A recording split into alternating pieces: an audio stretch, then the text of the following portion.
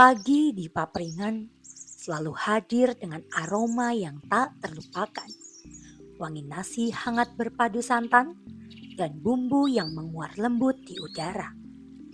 Di antara deretan lincah, sebuah meja kecil menjadi saksi bisu tangan-tangan yang ahli menanak kenangan sego gurih. Di samping itu, aroma renyah krupringan melengkapi harmoni rasa dan suara pasar yang riuh. Inilah cerita sego gurih dan krupringan, kisah sederhana yang menghangatkan dari bumi Papringan untuk jiwa yang rindu pulang. Halo teman Celumpring, di episode kemarin kita sudah membahas tentang Pasar Papringan dan cerita kurasi dari Pasar Papringan. Pada episode hari ini, saya bersama ibu-ibu pelapak dari Pasar Papringan. Ibu-ibu boleh diperkenalkan dulu namanya siapa dan jualan apa di Pasar Papringan. Ya, nama saya Hotimah, biasa dipanggil Bu Otim. Jualan di Pasar Papringan, jualan nasi gurih. Nasi gurih. Iya. Kalau saya, nama saya Sumiati, biasa dipanggil Bu Sum. Saya jualan di Papringan, jualan krupringan, sama oleh-oleh lainnya. Ibu-ibu, saya ini baru mendengar nih, ada makanan nasi gurih dan juga krupringan. Mungkin boleh ibu-ibu ceritakan dulu itu makanan seperti apa dan kenapa ibu-ibu bisa berjualan itu? Dari Bu Otim dulu mungkin. Oh iya, nasi gurih itu, jadi dia itu nasi dengan berbagai lauk pelengkap. Nah, biasanya itu digunakan di warga Ngadiprono khususnya, tapi di Temanggung juga itu menggunakan nasi gurih itu untuk selamatan, untuk acara-acara kayak merti dusun kayak gitu, menggunakan nasi gurih kayak gitu. Terus awal mula jualan nasi gurihnya itu ya karena terinspirasi dari makanan tradisional yang kita angkat di Pasar Papringan, kan memang harus yang tradisional, yang bahannya alami kayak gitu. Jadi ibu memilih menu nasi gurih itu. Boleh dikasih tahu ibu, nasi gurih itu isinya ada apa saja? Nasi yang, kalau nasi gurih itu biasanya pakai tumpeng yang gede banget, tapi kalau di Papringan ibu bikin mini kayak biar satu porsi kayak gitu. Terus isinya nasi, ada lauknya itu orek tempe, ada ikan asin, telur rebus, sama sate-satean. Nanti free sambal karena pengunjung di Pasar Papringan kan ada yang nggak suka pedas kayak gitu. Jadi opsional aja mau pakai pedas apa enggak. Kalau Bu Sum nih, ibu krupringan itu boleh dikasih tahu krupringan itu apa dan kenapa ibu berjualan krupringan? Oh iya, krupringan itu kerupuk yang terbuat dari tepung tapioka sama nasi sama garam terus bawang ketumbar. Jadi krupringan itu dibuat, kalau di Pasar Papringan kan nggak pakai tepung gandum ya. Terus ibu itu punya ide bikin krupringan itu untuk melengkapi yang jualan di Pasar Papringan yang membawa kerupuk itu. Oh, jadi ibu lihat di sini kan banyak nih ya menu-menu kuliner yang pakai kerupuk. Tapi kan kalau di Pasar Papringan kita punya nilai no MSG, no gluten, ya betul. Jadi Bu Sum punya ide malah ya untuk bikin sendiri ini kerupuknya seperti itu ya. Iya, Kak. Oke, ini inovasi yang bagus sekali loh Ibu Sum ya. Jadi Ibu Sum dari awal ibu ngolah sendiri, ibu coba-coba sendiri. Iya, ngolah-ngolah sendiri. Saya punya ide itu melihat di Pasar Papringan itu yang pakai kerupuk itu kok masih beli dari luaran gitu. Terus saya punya ide bercerita sama anak gitu kan. Jadi kok coba-coba kok jadi gitu. Terus saya masukin ke Pasar Papringan. Oke, mungkin kalau saya kembali tanya ke Bu Sum lagi nih ya. Ibu Sum kan ini inovasi baru ya, krupringan. Dulu kan para pelapak ini pakai kerupuk-kerupuk yang ada di lapak luar ya, tidak sesuai dengan value di Pasar Papringan. Nah, pasti ibu tidak langsung laku nih sama pelapak lainnya. Gimana Bu Sum caranya untuk meyakinkan atau menjual krupringan ini ke para pelapak? Saya koordinasi dulu sama Mas Yudi.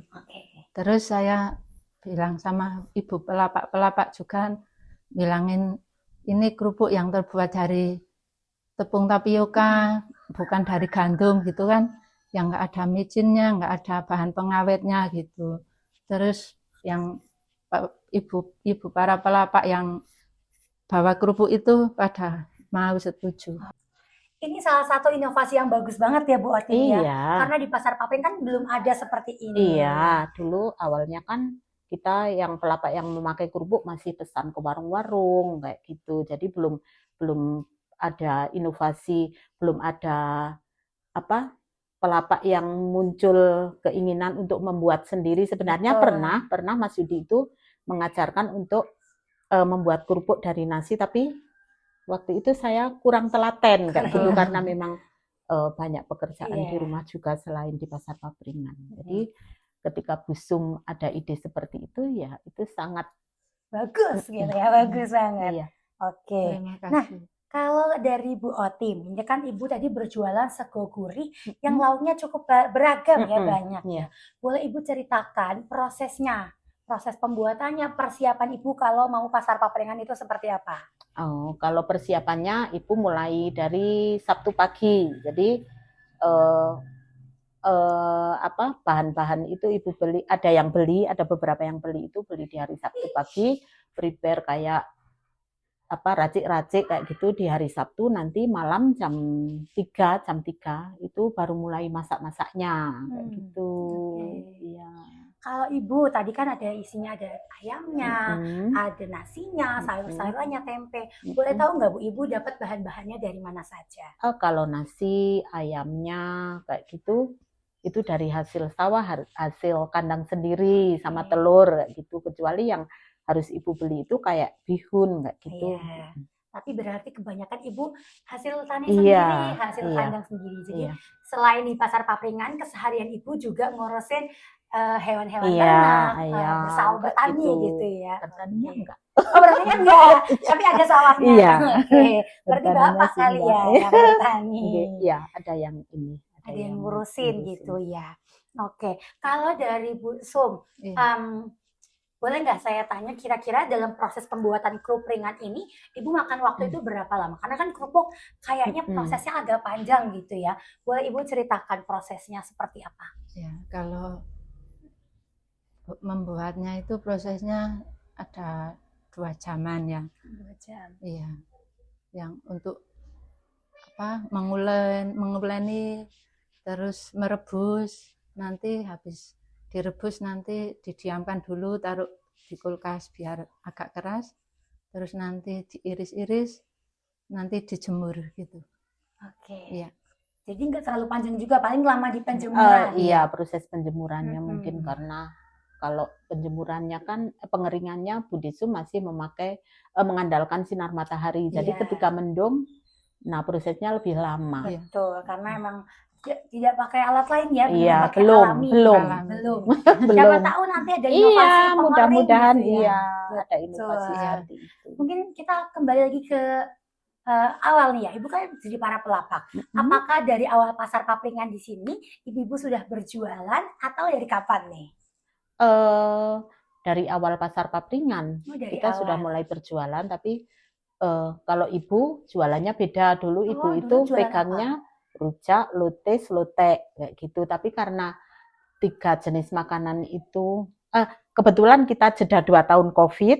Nah setelah COVID itu kan banyak pelapak yang nggak ikut di pasar lagi karena ada yang cuti melahirkan, ada yang udah pindah kayak gitu, pindah domisili kayak gitu. Nah gelaran setelah COVID itu Ibu mencoba membuat nasi gurih. Nah Ibu tes food ke Mas Yudi waktu itu dan ternyata langsung lolos kayak gitu. Iya kayak gitu. Berarti karena memang Ibu, ya? enggak, karena memang sego gurih itu memang merupakan makanan tradisional di Temanggung kayak gitu. Jadi Ibu mulai beralih ke sego gurih sejak COVID itu ya. Sejak kalau gelaran setelah COVID.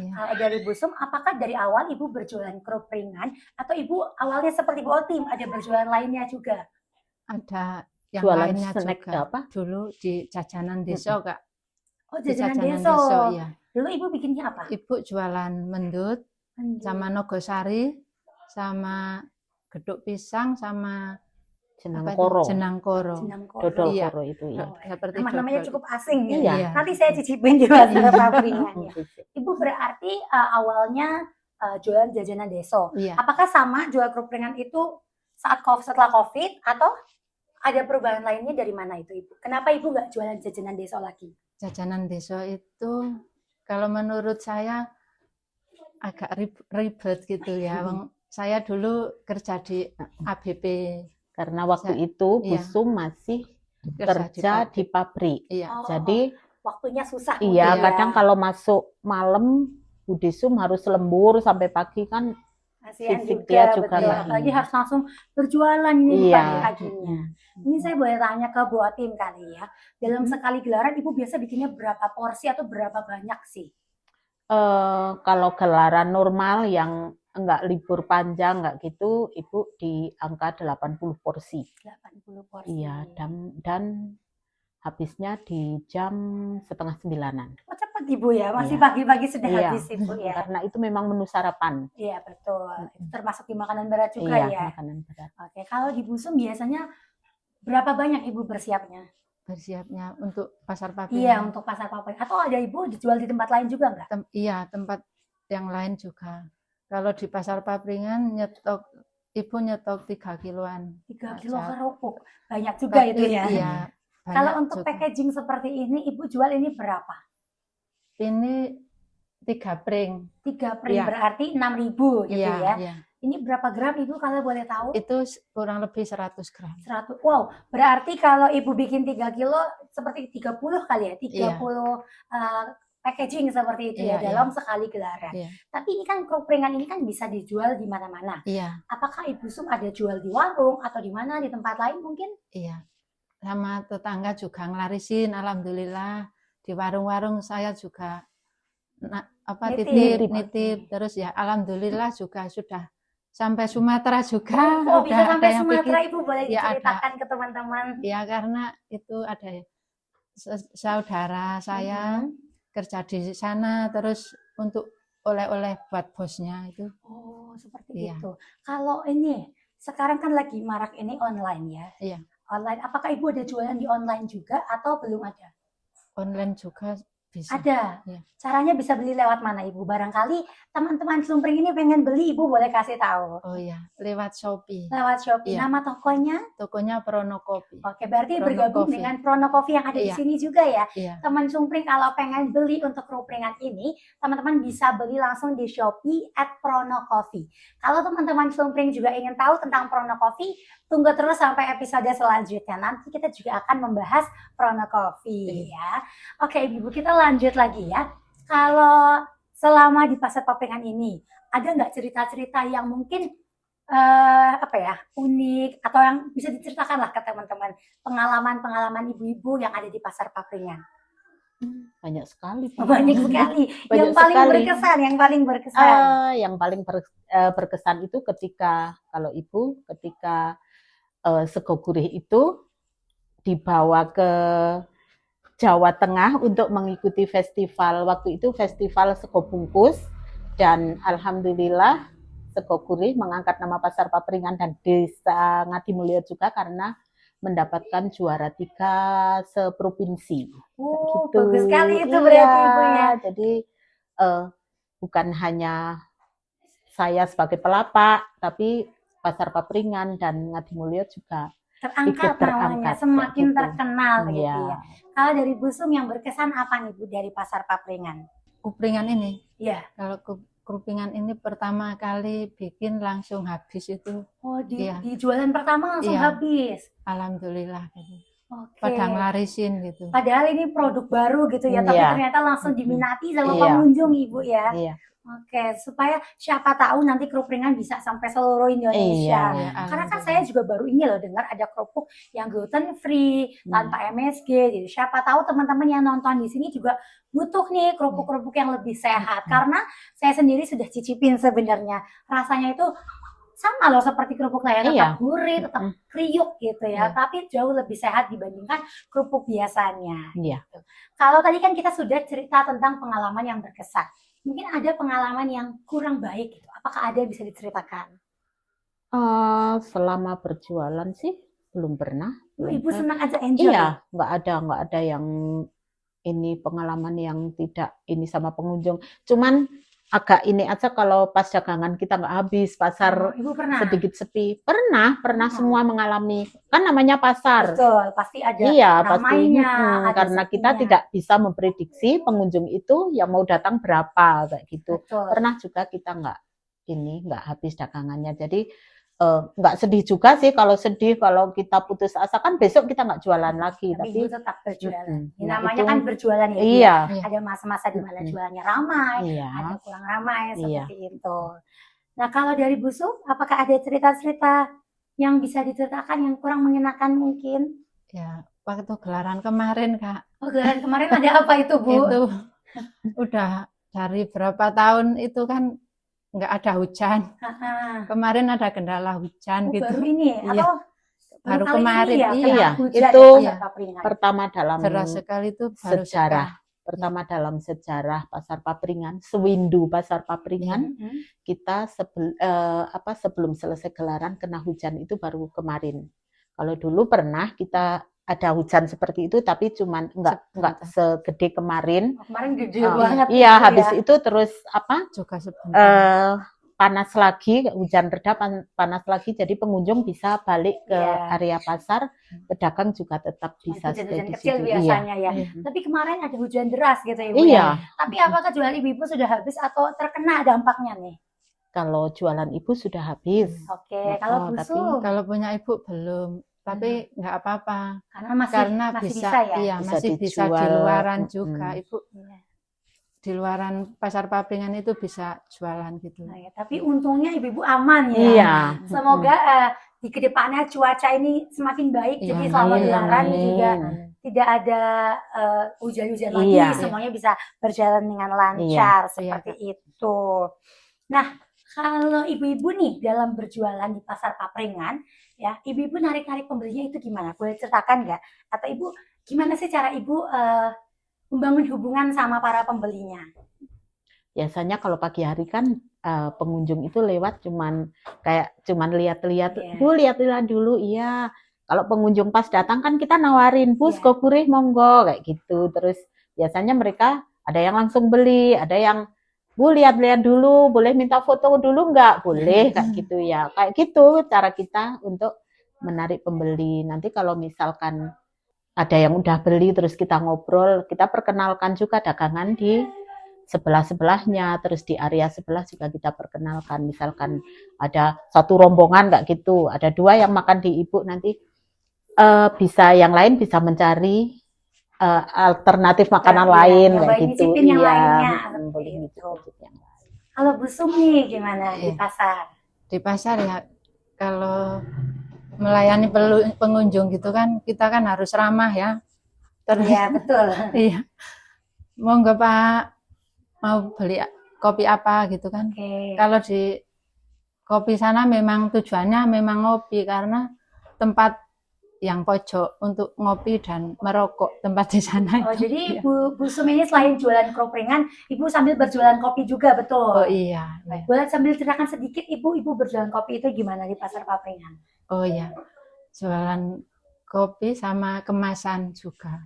Oh, berarti Ibu jualan kopi yang siap minum sama jual yang kemasan juga seperti itu? Sama itu, kemasan lainnya ada jahe instan sama kunyit instan, kerupuk kopi. Oh, kerupuk kopi. Oke, jadi selain bikin kropringan, Ibu bikin kerupuk kopi juga. Iya, kalau kerupuk kopi itu dari mana, Bu, dibikinnya? Bikinnya dari kopi. Ampas kopi yang sudah diminum atau dari biji kopi yang sudah dihaluskan? Iya, biji kopi dihaluskan terus dicampur sama tepung tapioka juga itu. Mirip-mirip kropringan gitu ya. Tapi kalau kerupuk kopi sendiri rasanya tetap gurih atau gimana, Bu? Boleh diceritakan? Ya, kerupuk kopi itu rasanya unik ya. Gurih agak pahit sih, saya pernah pahit. Saya baru kali ini loh Bu Lian ada dengar ya namanya kerupuk kopi gitu ya. Tapi itu pada yang pengunjung ke Pasar Papringan itu kadang ada yang suka karena untuk cemilan yang punya diabetes itu kan pada suka karena nggak manis kerupuk ringan itu. Jadi kalau untuk kerupuk ringan, kerupuk kopi itu juga bisa bagus gitu ya untuk kesehatan alternatif jajanan lainnya gitu ya. Jadi tetap pengen nyemil tapi yang lebih sehat gitu ya. Apalagi kalau Bu Desum mau ini berinovasi juga untuk menggoreng pakai pasir. Karena zaman dulu itu nggak ada kerupuk yang digoreng pakai minyak karena waktu itu kan minyak masih mahal kayak gitu. Waktu kecil Ibu itu ada yang jualan keliling kerupuk itu tapi digorengnya pakai pasir yang dipanasin. Tapi saat ini masih bisa bikin digoreng pakai pasir ini? Masih Ibu Masih. pakai? Kan dulu Ibu kalau waktu kecil hujan-hujan kayak gitu bakar kerupuk itu di pawon kayak gitu. Bisa, itu sebenarnya kupringan juga bisa inovasi yang bagus juga ya ibu-ibu ya.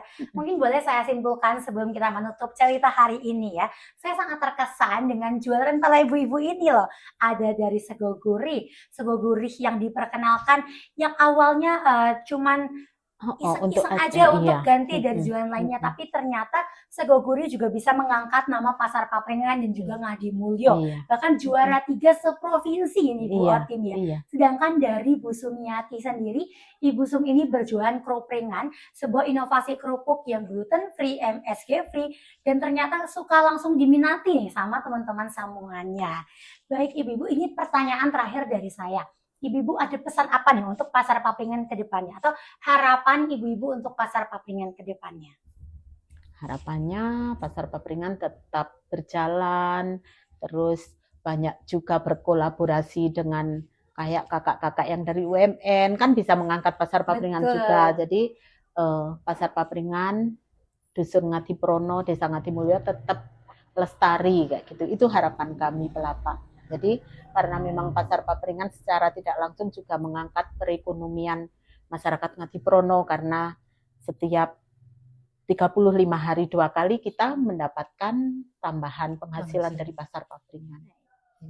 Kalau dari Bu Sum nih harapannya ke depan seperti apa? Kalau saya harapannya kalau Pasar Papringan semoga tambah rame, tambah sukses. Amin. Oke. Baik. Tambah banyak pengunjung dari luaran sana. Kalau boleh tahu Ibu, pengunjung dari luar itu dari mana aja sih? Apakah dari Temanggung atau dari mana aja? Pengunjung dari luar itu banyak yang dari luar negeri, luar kota, luar Jawa, gitu, luar pulau kayak gitu. Bahkan luar negeri itu dari mana aja Bu? Luar negeri itu yang pernah nginep di tempat Ibu ada yang dari Amerika kayak gitu, banyak yang dari Jepang, ada yang dari Belanda, banyak. Sampai enggak kan kalau kita sudah kalau sudah di lapak kayak gitu sudah enggak terlalu ingat, tapi ternyata banyak juga yang minat gitu ya Bu ya.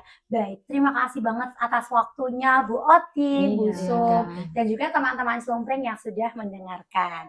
Sampai jumpa di episode dan cerita selanjutnya. Dadah. Matahari semakin terik. Meja-meja kecil mulai dirapikan. Seluruh dagangan habis terjual. Tapi aromanya masih melekat di udara, di ingatan, di hati yang tenang. Di setiap butir nasi, di setiap kepingan kerupuk, ada kisah tentang tangan yang sabar dan rasa yang lahir dari cinta. Pasar Papringan kembali hening, menyisakan pesan sederhana bahwa hidup yang baik tak perlu mewah, cukup jujur, hangat, dan dibuat dengan kasih.